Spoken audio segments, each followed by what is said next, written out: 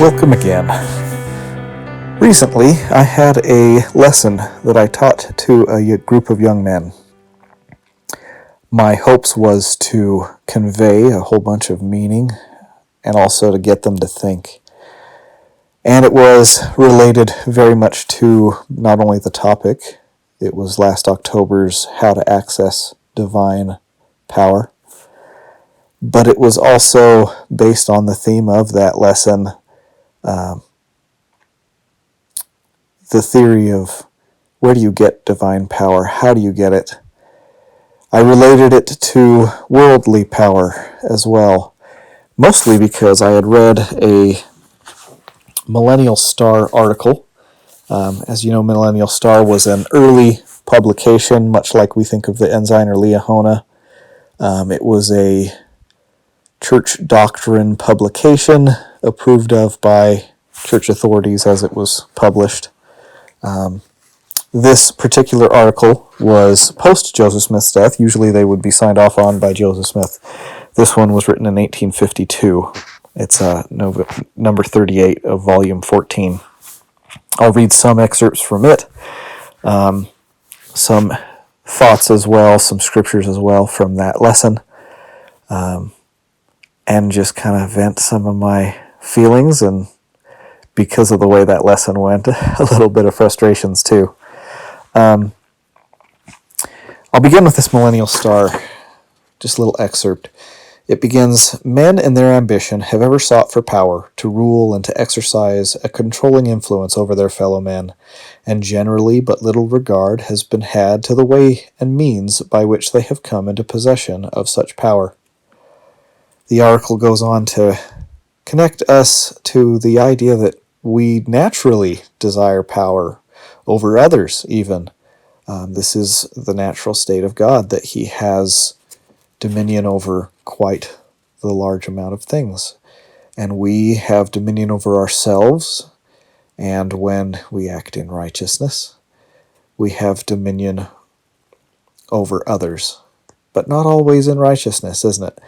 We see that power in government often comes through tyrants and usurpers and emperors and kings and presidents having dominion upon the earth, the article goes on, with sword and with blood and with usurpation of power gained by might and not by right. This is the typical way the world gains power over our fellow men, if you want to put it that way. The article goes on to relate this idea that this power cannot virtually be called good when it's exercised that way. Whereas the priesthood, to those who understand the real doctrine of it, it comes with a certain amount of reverence and respect, and when exercised, it has to be exercised righteously. That's why in Doctrine and Covenants, section 121, we learn from verse 34 through 46, this is one I once memorized, but don't have memorized anymore. "Behold, there are many called, but few are chosen, and why are they not chosen?" For those of you who have read these many times, I'll just skip ahead to, "We've learned by sad experience that is the nature and disposition of all men, almost all men, as soon as they get a little authority as they suppose, they will immediately begin to exercise unrighteous dominion." So we know that when it comes to the priesthood, you must be virtuous to exercise it. When you do anything that gratifies your pride, covers your sin, vain ambition, exercise control or dominion or compulsion, it cancels out your authority. Well, in the world, that's not the case. They rule almost exclusively through tyrannical force, through the exercise of the shedding of blood, the threat of force, the bribing and the blackmailing and the other things that happen in the world to get their power. And as I brought this up in this young men's class, unfortunately, didn't get the best reception. And when I say that, you may think, well, the young men, how did they react? No. I was trying my best not to tell them what to think, but to try to get teach them how to think. I was bringing up that idea that we've talked about in the podcast before of if a government passes a law that is excess taxation, for example, theft, is it me breaking the law by not paying it, or is it them breaking the law by passing an unjust law? And the other adults in the room reacted quite poorly to the idea of me encouraging, in theory, some rebellion to government. But in reality, obedience does not take much courage in the face of tyranny. It is the protest to that really takes courage. And as I've talked about these kinds of things in my previous podcasts, my goal was to get to that idea, that separation of tyranny from the rule of man in general to the idea of the pattern of the priesthood. The priesthood was the organization, the governing organization of the world until sin would try to dominate the land.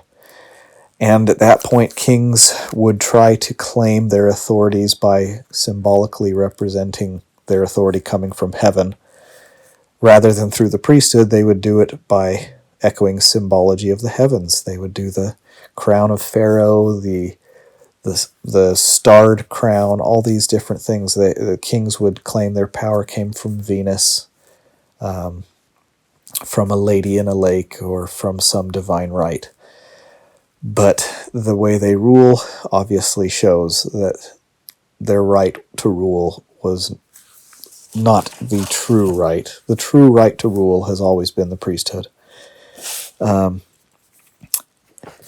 this Millennial Star article continues on with these themes, it says that the minds of men are not capacitated to receive the ministrations of perfect beings. Hence, each grade of intelligence is administered unto by the next above in capacity, power, and glory, like unto the way of life to a saint, which is from grace to grace and faith to faith. This is why we need priesthood leaders, because we are in a line upon line progression, and we're not ready for the ministering of angels directly to us necessarily. If you are, congratulations, but when you are not, then we look towards priesthood leaders in the hope that they're further along in the path and able to get that direct revelation that can guide a larger group. And we do not cede the authority or the right of choice to them, but we sustain them as leaders and respect their ability to receive revelation for a whole rather than simply a part. But this Millennial Star also continues on to, I think, a very critical point, similar to Doctrine and Covenants 121, this idea of what happens when you exercise or attempt to exercise your priesthood unrighteously. And I'll refer back again to that idea of, are you obeying the law by refusing to obey an unrighteous law that a government passes? Well, what about in the church sense? So it says, according to examples which are recorded in sacred writ, and which have actually been witnessed by many of the saints of the present dispensation, men are called to receive the priesthood, and in virtue of it perform a certain work for which they seem adapted. Afterwards they are suffered to dishonor that priesthood by using the influence which they have gained to lead others astray, and thereby dishonor and reproach have at times been brought upon those who considered it a duty to listen to their counsel. By being enabled thus to accomplish their covetous, lustful, and unlawful ends, they have brought disgrace and suffering upon others, incurred the wrath of God and the disapprobation of his people upon themselves, and the power of the priesthood has altogether departed from them, for its virtue will not abide with those who violate its laws. Obviously, this comes at a time where, post-pioneering, there had been much apostasy in the church, and People had looked towards some priesthood leaders and hoped to follow them despite their lack of virtue. I'll continue. Because of these facts and the apparent imperfections of men on whom God confers authority, the question is sometimes asked, to what extent is obedience to those who hold priesthood required? This is a very important question, and one which should be understood by all saints. In attempting to answer this question, we would repeat, in short, what we have already written, that willing obedience to the laws of God administered by the priesthood is indispensable to salvation. But we would further add that a proper conservative to this power exists for the benefit of all, and none are required to tamely and blindly submit to a man because he has a portion of the priesthood. We have heard men who hold priesthood remark that they would do anything they were told to do by those who preside over them, if they knew it was wrong. But such obedience as this is worse than folly to us. It is slavery in the extreme. And the man who should thus willingly degrade himself should not claim a rank among intelligent beings until he turns from his folly. A man of God who seeks for the redemption of his fellows would despise the idea of seeing another become his slave, who had an equal right with himself to the favor of God. He would rather see him stand by his side, a sworn enemy to wrong, so long as there was a place for it among men. Others, in the extreme exercise of their almighty authority, have taught that such obedience was necessary, and that no matter what the saints were told to do by their presidents, they should do it without asking any questions. When the elders of Israel will so far indulge in these extreme notions of obedience as to teach them to the people, it is generally because they have it in their hearts to do wrong themselves, and wish to pave the way to accomplish that wrong, or else because they have done wrong and wish to use the cloak of their authority to cover it with, lest it should be discovered by their superiors who would require an atonement at their hands. In light of our church history, this has happened. There have been men who have apostatized, and when we talk about this, I think it's often thought, well, that's just in the early days of the church, right? But there have been many cases throughout church history, including in the recent decades, of wicked men being placed in positions of authority and using that authority in unrighteous ways. And we must always be vigilant and never... One of the greatest tests, this continues on, is that a priesthood leader would never ask you to do anything as opposed to the commandments or the scriptures. And if a priesthood leader asks you to do something like that, it is a sign to you of unrighteousness. I would never ask someone to kill or steal or lie or cheat. Some of these things are very obvious. I would never ask someone to smoke, to drink alcohol, fill in the blank commandment. I would never ask someone to do something contrary to a prior commandment. I think the only situations where anything like that is acceptable is these very rare scenarios like what happened with Nephi being directed strictly by the Spirit, not by another man, in the killing of Laban, to preserve the church. Truly, the church would have been extinct after a few generations had he not obtained those plates. And we know that again through Scripture. But it is the nature of man to want to abdicate his responsibility for his decision-making, to put that blame, in his mind at least, on this other person who made the decision for him.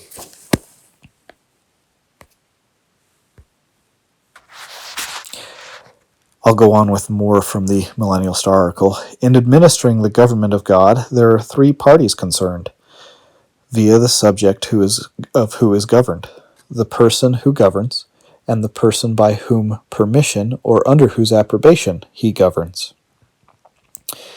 Should a person be required to violate a known law by his president, or if he should not be satisfied with the counsel which he gives, he should not openly rebel against that president, But if they cannot see eye to eye, he should appeal privately to the next higher power or president. And where there are thus brought together who have a spirit to do right, right will prevail and harmony will be maintained. So the burden of our responsibility is, yes, the person who gives the order may be wrong. We need to take that up with them. We need to not act out as rebellious, but privately discuss it. And this has happened for me personally recently with the recent events in the world, where consulting and discussing these principles has reached better clarity. When we have these kinds of doctrinal discussions or debates with those who are priesthood authorities, those are healthy and appropriate, and in fact can increase our faith when we strive to do what is right, when we strive to follow this kind of counsel of get together, think it through, work it out, talk it out, rather than simply openly rebel or on the other side of being in a position of authority, just command the person to do it. It goes on. Great is the responsibility of that man who is called to give counsel which involves the salvation of another, and when such counsel is given, it should be of that pure character that the powers above him upon the earth with angels and God can approve. He will then have no occasion to destroy his own influence and power by telling others that it will be no sin for them to commit adultery, to lie, to steal, etc. So in conclusion, I just want to convey the point that my hope is to get us to think. I'm not trying to tell you what to think necessarily, but I'd love if you learned how. If you learned that in the process of figuring out what is right and wrong, especially in relation to your relationship with God, the priesthood is essential. It is his authority given to man, and line upon line we act on that authority to progress to get closer to him. It's through that priesthood we make covenants. It's through that priesthood that we have the right and authority then to have a structure, an organization to the children of men. And God is a God of order. And hopefully as we consider these principles of right exercise and access to that authority, of the right form of government and its dominions, and also of the right place of obedience and rebellion, that both have a place, for one, and that it is based on the instruction given, whether it be virtuous or not. We, as President Nelson said, have to have the Spirit in order to survive spiritually through this coming time. Because there will be false prophets in the last days. There will be false counsel that you'll find. There will be things that might try to mislead you. There's many things in the world that are lies. In fact, I would venture to guess that almost everything you see coming from government is, in some form or another, cloaked in that lie. But if we're able to use the Spirit, we can filter through what is true, what is false, see through the wiles of the adversary as he tries to twist part truth. And we can recognize that our salvation lies through progressing line upon line, sometimes relying on a priesthood authority above us to get a little further ahead until we are able to be ministered to by angels ourselves. I hope all of us can get there someday. And I'll say that in the name of Jesus Christ.